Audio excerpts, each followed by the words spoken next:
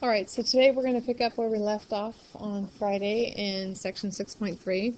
On Friday we did addition, multiplication, subtraction, division with functions. Now we're going to do what's called composite functions. So basically what it means is I'm going to take one function and I'm going to plug it into another function. So the composition of a function g with function x is written as g of f of x. And the domain of my composite function is the set of all x values such that first I have x as the domain of f of x. So that's what they're talking about up here. I have my input for f of x right here. When I put it in, I get my output. That output becomes the input for the next one. So f of x is the domain for g of x. And then I end up with my output, which is g of f of x. So it'll make a little more sense when I show you a problem. All right, so for our first example, we're going to have f of x is equal to 2x minus 7, and g of x is equal to x squared plus 4. And we're going to find the value of g of f of 3. So you always start on the inside and work out. So inside we've got f of 3. I need to find what f of 3 is so I know what I'm putting into g. So I'm going to find f of 3 first.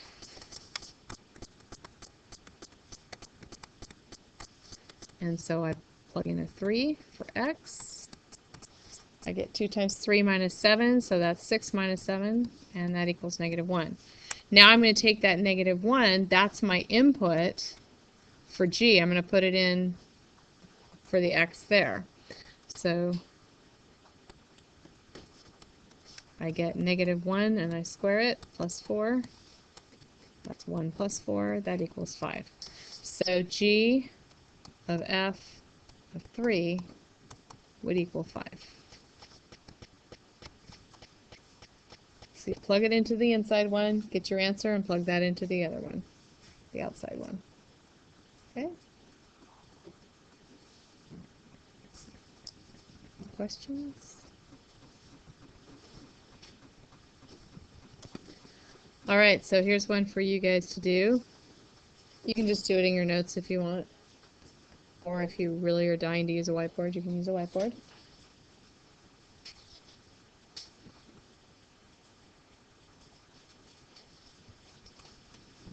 Okay, so we started with the g of negative 3. And so we had negative 3 squared minus 1, which is 9 minus 1, or 8. And then you take the 8 and put that in to your function f.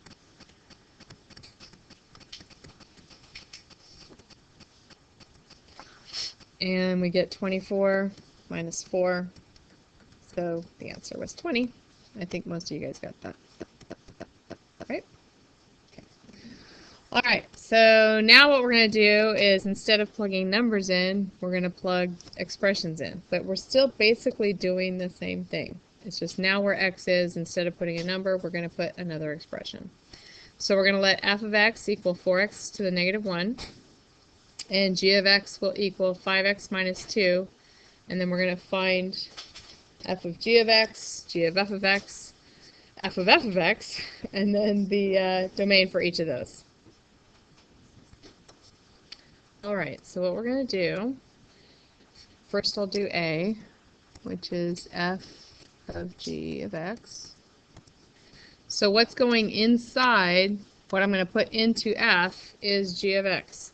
So I'm going to take this whole expression and I'm going to put it where x is in the other function.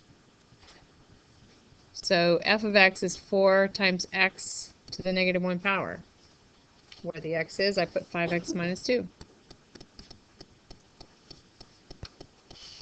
All right, so the only thing being raised to the negative 1 power is the 5x minus 2. Is the 4 being raised to the negative 1 power? No. So the 4 stays put right where it is. But I need to move the 5x minus 2 to the bottom of a fraction and make the exponent positive. Okay, now at this point, can I simplify it any further?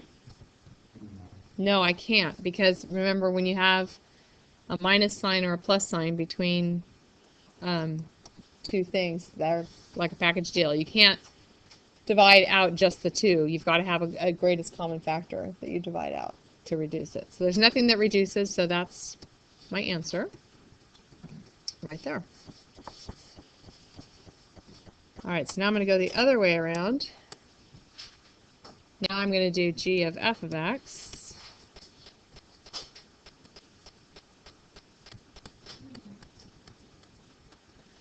And so this time, what's going inside of g is f of x.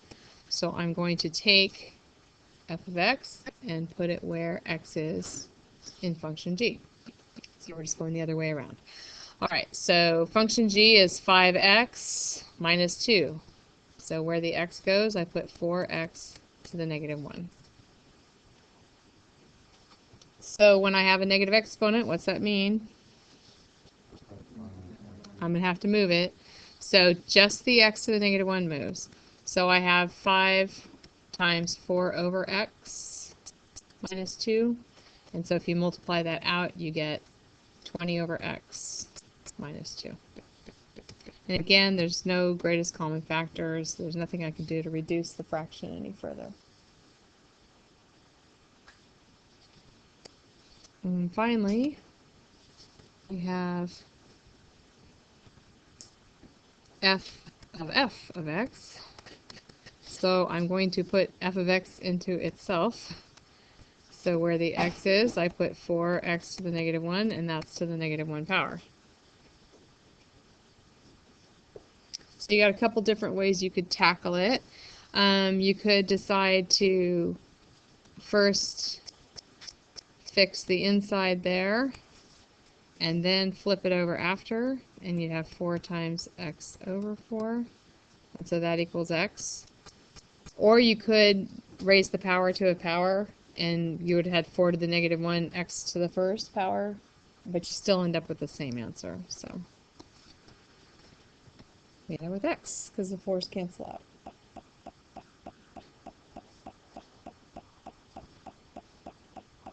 Any questions there?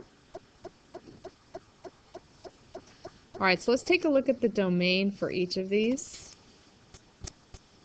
So first I start on the inside. So for A, if I look at g of x is just 5x minus 2, right? So if I look at this, is there any limit on what I could put in for x here? Is there any reason I'd have to limit it? No, I could put any real number in there. Okay, so so my domain for g of x is just all real numbers. Okay, but for f of x, this is x to the negative 1 power. That means it's 4 over x, right? So can I put in anything for x on that one? No, I can't. What can I not put in? A 0, because we can't divide by 0. So for that one, the domain is all real numbers, but x can't equal 0. All right, so now if I look at my first one, so I have no limit on g of x, but then when I get to f of x, I can't plug in a 0 for f of x. That means that 5x minus 2 cannot be equal to 0, because that's what I'm plugging in to f of x. And so if you solve that, you get that x can't equal 2/5. Just add the 2 and divide by 5, right? And if you look at our final answer, that makes sense, because if 5x minus 2 is equal to 0, I would have 4 over 0, wouldn't I? And I can't do that. So, so then this one, the domain is just all real numbers except 2/5. Basically, you'll have like a hole in your graph right there, if we were graphing it.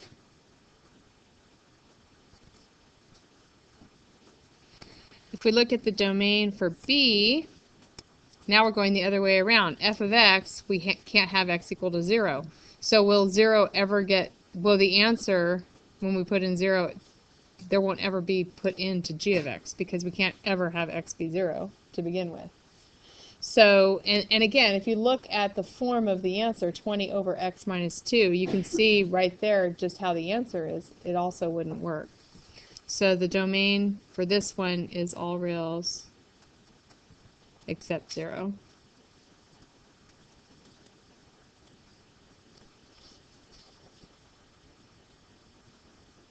On the last one, it's not as obvious because it looks like it's just x.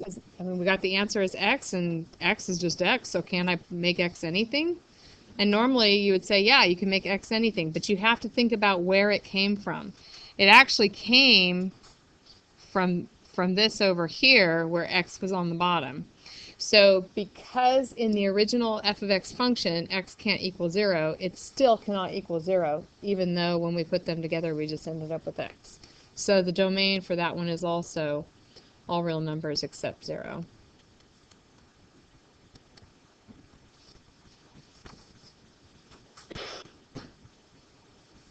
So now I have a couple for you guys to do. So first we'll start with this one. We'll let f of x equal 6x to the negative 1, and g of x is 3x plus 5. So the first one we're going to find is f of g of x. So which one am I putting into which one? I'm putting g of x into f of x. Okay. Go ahead and figure out what that would be.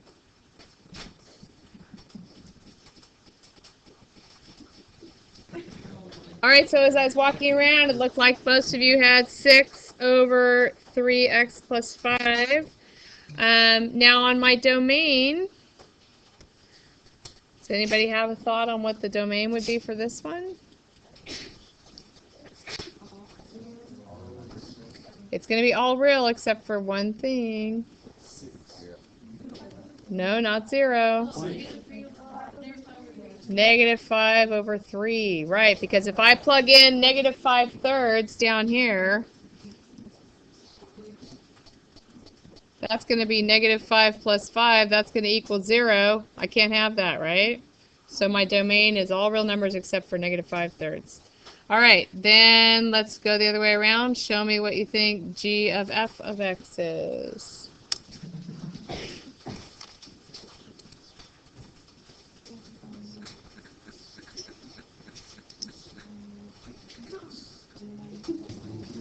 All right, so it looked like you guys were getting it.